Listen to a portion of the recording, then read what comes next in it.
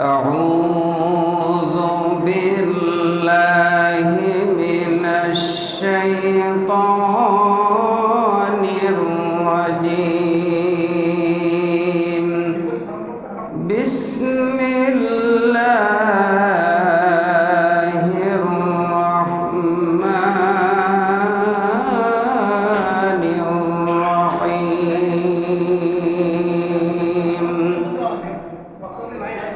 قد أفلح من تزكى وذكر اسم ربه فصلى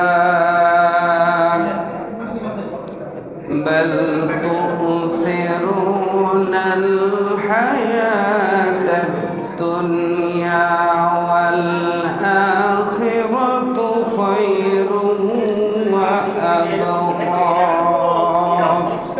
صدق الله العظيم الحمد لله মহান আল্লাহ পাকের মহান দরবারে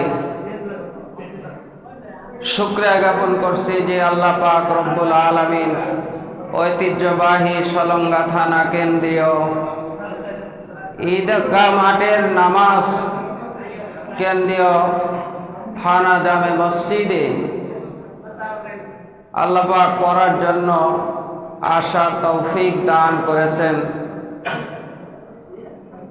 জীবনের সবটুকুন ভালোবাসা ওই আল্লাহ পাকের জন্য উজাড় করে দিয়ে মুখ ভর্তি করে ভালোবাসা নিয়ে আওয়াজ দিয়ে পড়ি আলহামদুলিল্লাহ।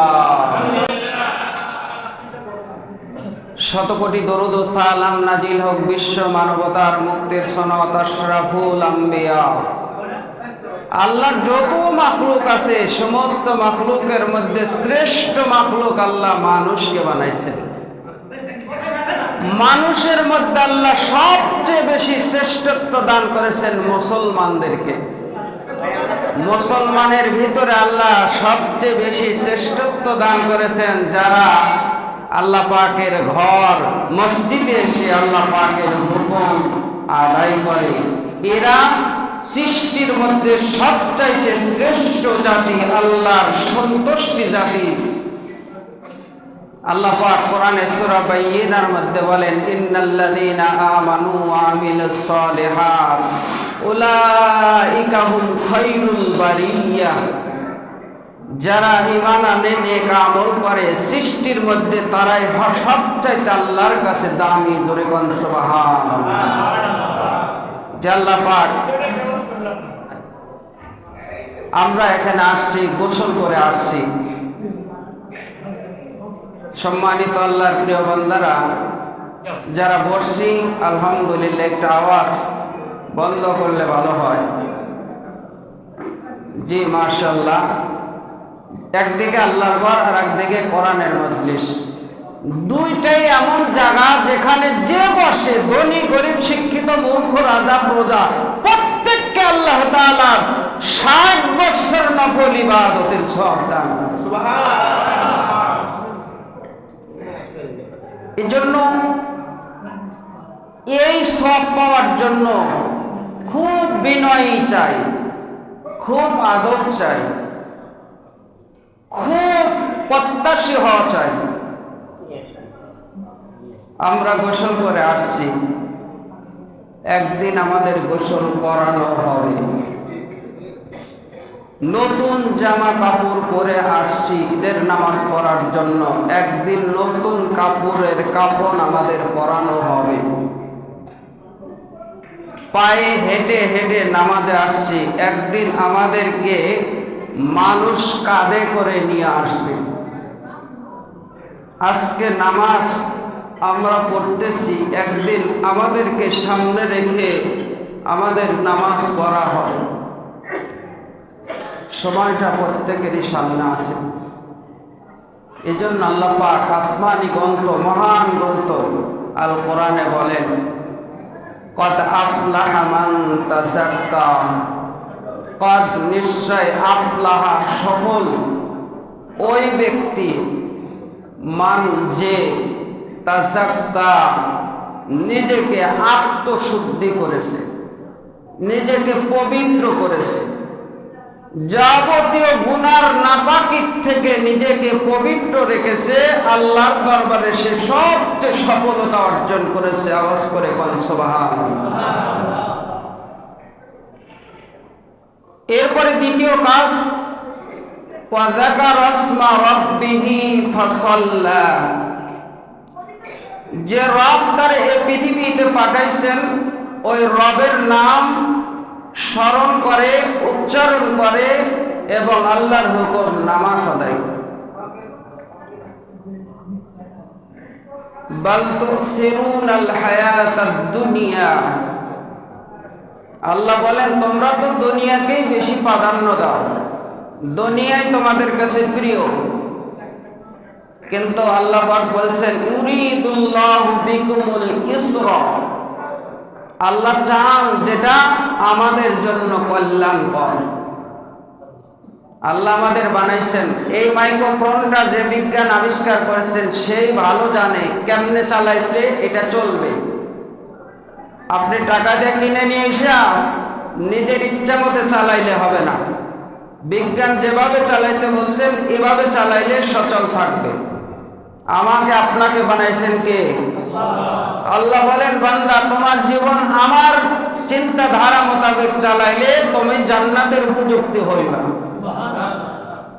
তুমি আমার রিজামন্দে হাসিল করলে তুমি জান্নাতের মেহমান হইবা। এজন্য আল্লাহ পাক রব্বুল আলামিন বলেন তোমার জন্য দুনিয়াটা কল্যাণকর নয় যে দুনিয়ার মহব্বতে পড়ে তুমি নিজেকে দেওয়ানা বানায় ফেলেছো। কোরআনে আল্লাহ বলেন ইয়া আইয়ুহাল্লাযীনা আমানু লা তুলহিকুম আমওয়ালুকুম। হে ঈমানদারেরা তোমরা ধ্বংস হয়ো না। কারণ দুইটা দর্শাইছেন, এক নাম্বার মাল, দুই নাম্বার আওলাদ, পরিবার পরিজন। এই দুইটার মহব্বতে যেন আল্লাহকে ভুলে না যাও। প্রত্যেকের মহব্বতের কথা আল্লাহ বলেন নাই যে স্ত্রীকে মহব্বত করা যাবে না, সন্তানকে মহব্বত করা যাবে না, যাবে, কিন্তু আল্লাহর মহব্বতের চাইতে বেশি না।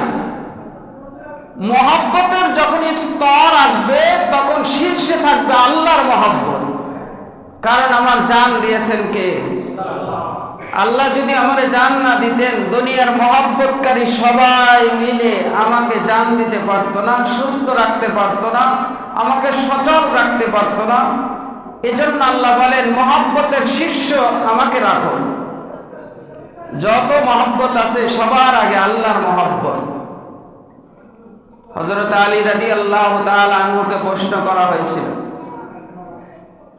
আপনি আমাকে মহব্বত করেন, হাসানকে মহব্বত করেন, হুসাইনকে মহব্বত করেন, ফাতেমাকে মহব্বত করেন, মুহাম্মাদুর রাসূলুল্লাহ সাল্লাল্লাহু আলাইহি ওয়াসাল্লামকেও মহব্বত করেন, আল্লাহ পাককেও মহব্বত করেন? হযরত আলী বললেন হ্যাঁ, সবাইকে মহব্বত করি। হযরত হুসাইন বললেন বাবা, সব মহব্বতের মধ্যে সবার চাইতে বেশি আপনি কাকে ভালোবাসেন?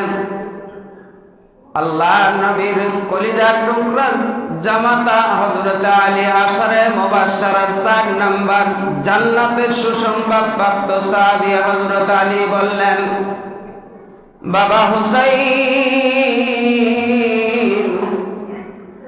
যখন এই মহব্বতের দাবিদার স্তর আসবে তখন তোমার মহব্বত, তোমার ভাইয়ের মহব্বত, তোমার মা ফাতেমার মহব্বত, দুনিয়ার সকল ব্যক্তি বস্তুর মহব্বত আমি আলীর কলিজার থেকে বের করে আল্লাহর পয়গম্বরের মহব্বতকে বিজয় করব। আওয়াজ করে কোন সুবহানাল্লাহ।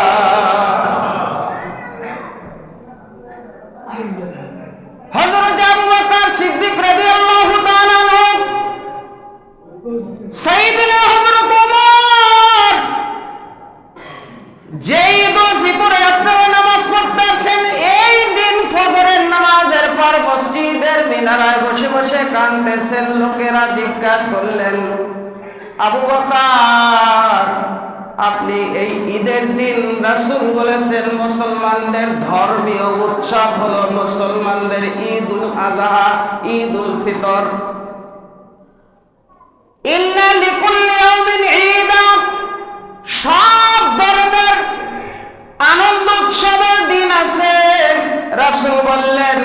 ওয়া হাযা ঈদুনা ঈদুল ফিতর ওয়া ঈদুল আযহা। আর মুসলমানদের ইসলাম ধর্মেও আল্লাহ আনন্দের দুইটা উৎসবের দিন দিয়েছেন, তার নাম ঈদুল ফিতর, ঈদুল আযহা।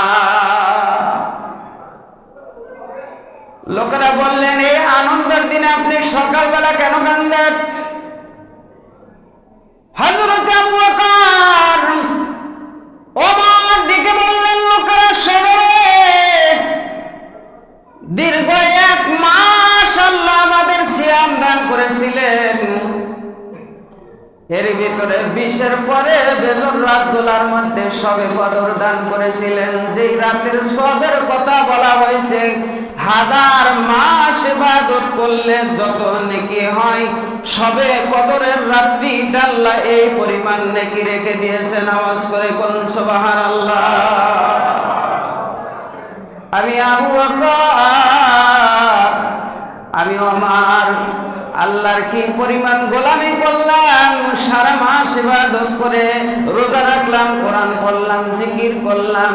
আমার জিকির, আমার কোরআন তেলাওয়াত, আমার রোজা আল্লাহর পছন্দ হয়েছে কিনা, আল্লাহ পাক আমার গুনাহ মাফ করছে কিনা, এই টেনশনে ঈদের আনন্দ অন্তর থেকে বের হইয়া আমার চোখের মধ্যে ফজরের নামাজের পরে পানি এসে গেছে। জোরে কোন সুবহানাল্লাহ।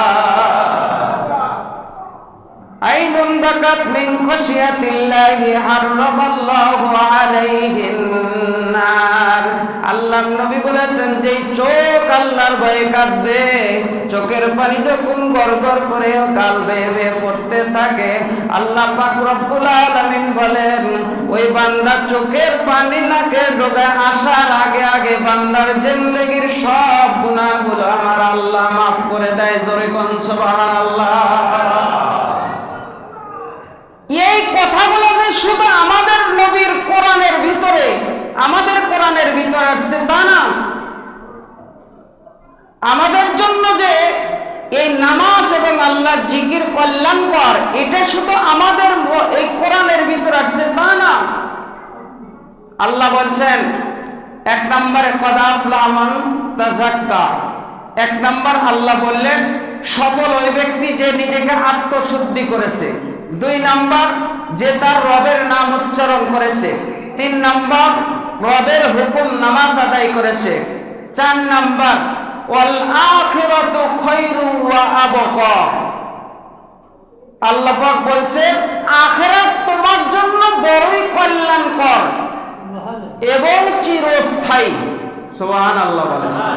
অবিনশ্বর, যেটা ধ্বংস হওয়ার কোনো কায়দা নাই, শেষ হওয়ার কোনো কায়দা নাই, শেষ শব্দই তার নাই, শেষ শব্দই।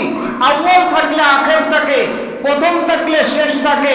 আল্লাহ বলেন আখিরাত এমন যার শেষ কোনো শব্দই নাই, আর ওটা পুরাটাই কল্যাণকর হবে যদি তুমি নিজেকে পবিত্র রাখো, যদি তুমি রবের জিকির করো, যদি তুমি রবের হুকুম, আল্লাহর হুকুম নামাজ আদায় করো, পুরো আখিরাত তোমার জন্য কল্যাণকর হবে। আওয়াজ করে কোন সুবহানাল্লাহ।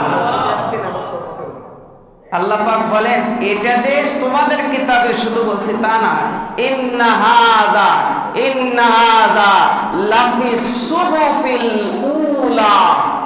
পূর্বের যত সহিফা কিতাবে আসিল 100 খানা সহিফা কিতাব, মানে ছোট ছোট কিতাব, এরপরে বড় 4 খানা কিতাব, তাওরাত, ইনজিল, জবুর, কোরআন, এই 4টা বড় কিতাব, আর এই সহিফা কিতাব হলো 100 খানা।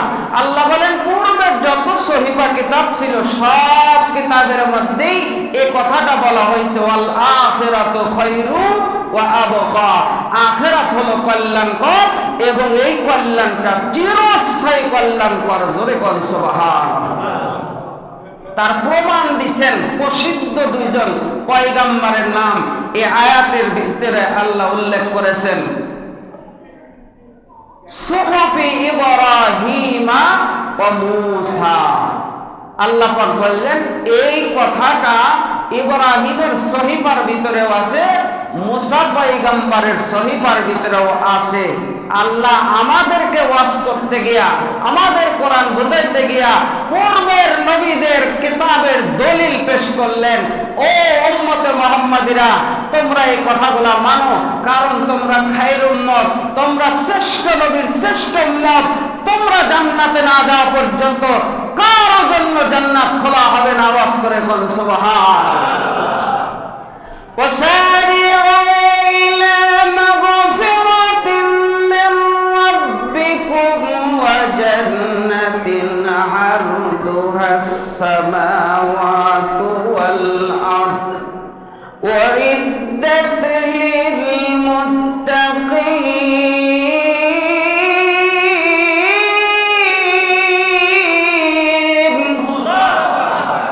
আল্লাহ পাক বলেন ওয়াসারিউ, দৌড়াও, ইলা দিকে, কোন দিকে দৌড়াইবা? মাগফিরাতিম মির রাব্বিকুম, যে রবের জন্য রোজা রেখেছিলা, যে রবের জন্য তাহাজ্জুদ করেছো, যে রবের জন্য তুমি কোরআন পড়েছো, জিকির করেছো, সেহরি খাইছো, দিনের বেলা খাওয়া হালাল খাবার বন্ধ রেখেছিলে, তুমি হালাল স্ত্রী সহবাস বন্ধ করেছিলে, ওই রব তোমারে ক্ষমা করে দিবে। সেই ক্ষমার দিকে তুমি দৌড়াও। যখন সুবহানাল্লাহ, আল্লাহর বান্দা যখন গোসল করে উত্তম পোশাক পরিধান করে ঈদগাহের দিকে রওনা দেয়, আল্লাহ পাক ফেরেশতাদেরকে ডেকে বলেন, ফেরেশতারা রে, একটা মাস আমার বান্দা আমার মজদুরি করেছে, এক মাস আমার বান্দা আমার কাজ করেছে, আমি আল্লাহ আজকে তাদেরকে মজুরি দেব, আজকে তাদের পারিশ্রমিক দেব, আজকে তাদের আমি প্রতিফল দান করব। আল্লাহর পয়গম্বর বললেন, ফাইজা দাখালা ঈদুল ফিতর, ইয়ানি আল্লাহর নবী বললেন, যখন ঈদুল ফিতরের সময় উপস্থিত হয়, মুসলমানরা যখন সারি সারি করিয়া ঈদগাহের দিকে রওনা দেয়, আমার বাবারা,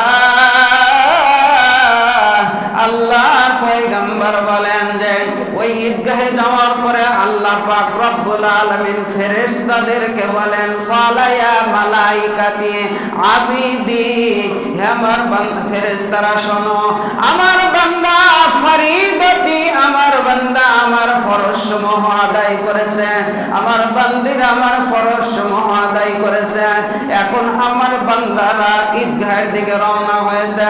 আমার জালালিয়াতের কসম, আমার কারামের কসম, আমার উলুব্বির কসম, আমার উচ্চ আসনের কসম, শোনো, আমি আল্লাহ পাক রব্বুল আলামিন আজকে বান্দাকে দুইটা বদলা দেব।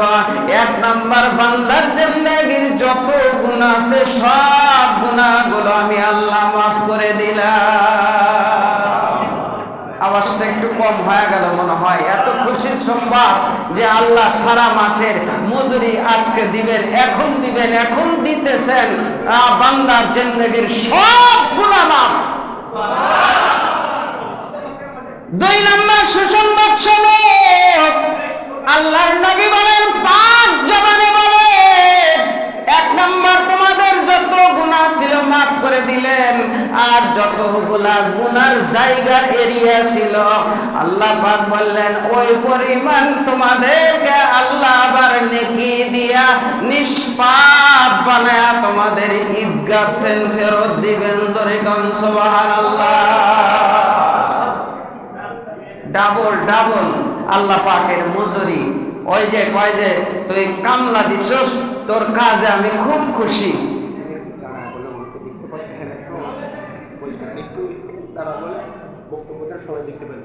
আমার দেখা যাইতেছে না, আওয়াজ তো শোনা যাইতেছে।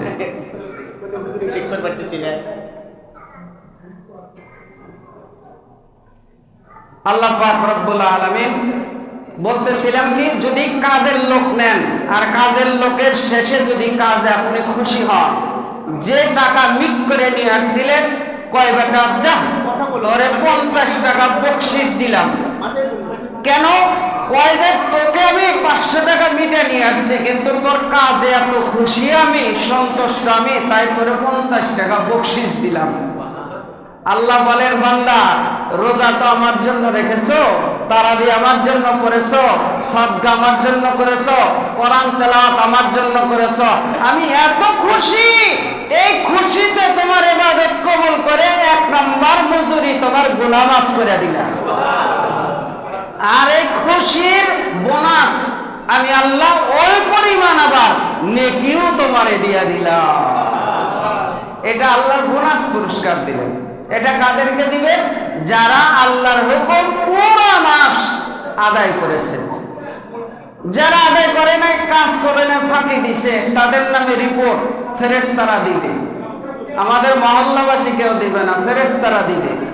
যে দলের লোক কাজ করে ওই দলে কেউ একঘেয়েমি হইলে দলের ভিতর থেকে রিপোর্ট আসে, স্যার ওখানে কাম করে নাই, ফাঁকিবাজি করছে। কয় কি কয় না?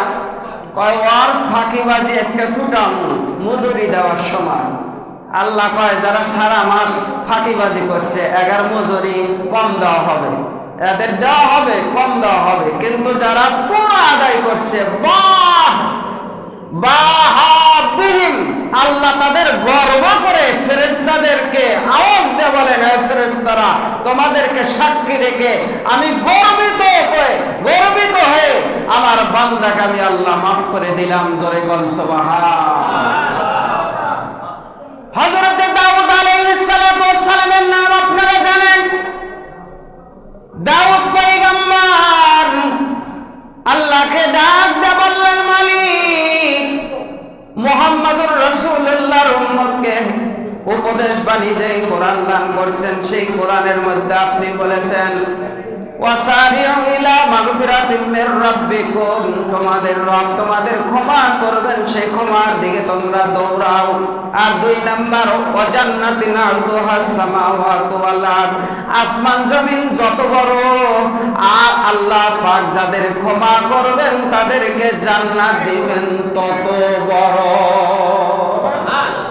সবাই সুবহানাল্লাহ বলতেছেন না কেন? কি সমস্যা? সুবহানাল্লাহ বলেন। বেঁচে থাকতেই বলতে হবে। যেদিন জবান বন্ধ হবে ওই দিন থেকে আপনার নেকি বন্ধ হবে। রাসূল বলেছেন, ইজা মাতাল ইনসান, মানুষ যখন মারা যাবে, ইন কতআ, তখন বন্ধ করে দেওয়া হবে আমালুহু, তাহার আমল, আর নেকি করতে পারবেন না। কিন্তু এই বন্ধটা কখন হবে? আওয়াজ করে বলেন, কারো কি জানা আছে? জানা নাই ভাই। এই জন্য এখন বেঁচে আছেন, এখনই সুবহানাল্লাহ বেশি করে বলেন, আলহামদুলিল্লাহ বেশি করে বলেন। এই জন্য আমরা বেশি বেশি সুবহানাল্লাহ, আলহামদুলিল্লাহ, আল্লাহু আকবার বলতে বলি। এটা আপনার জন্য কল্যাণ বয়ে নিয়ে আসবে, এর ভিতরে কারো ভাগ নাই। আমি অল্প সময় শেষ করছি, যেহেতু আমরা নির্ধারিত টাইমের দিকে আগায় আসছি।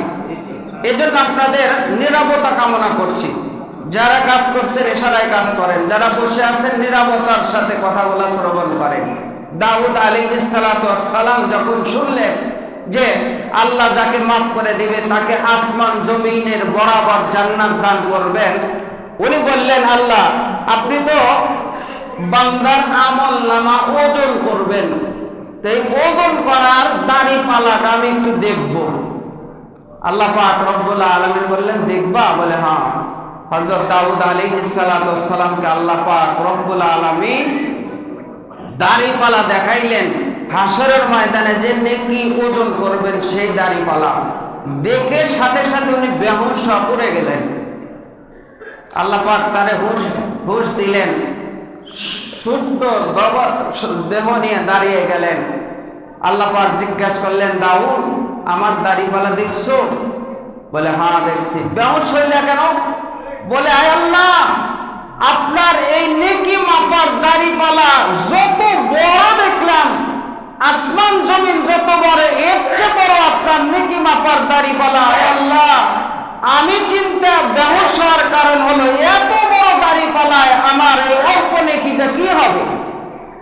টেনশনে, চিন্তায়, ভীত সন্ত্রস্ত হইলে আমি অজ্ঞান হয়ে গেছি। আল্লাহ পাক রব্বুল আলামিন বললেন, দাউদ রে, আমি আল্লাহর জন্য কেউ যদি একবার আলহামদুলিল্লাহ শব্দটুকু উচ্চারণ করে, কিন্তু আল্লাহর জন্য হওয়া লাগবে, এর মধ্যে কোনো ভেজাল থাকা যাবে না।